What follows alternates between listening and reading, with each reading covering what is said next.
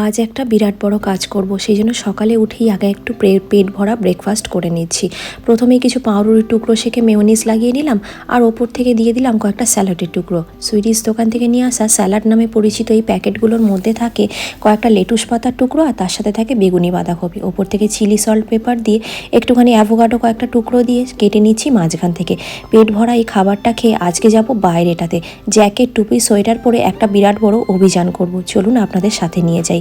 ব্রেকফাস্টটা সম্পন্ন করে চলে এসেছি বাইরে, আর জ্যাকেট টুপি সোয়েটার এই সমস্ত কিছু পরেও যেন মানছে না ঠান্ডাটা।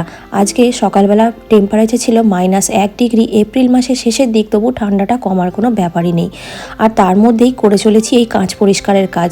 বড় বড় দরজা, বড় বড় জানলাগুলিতে মইতে উঠে উঠে কাজগুলো পরিষ্কার করলাম এইভাবেই।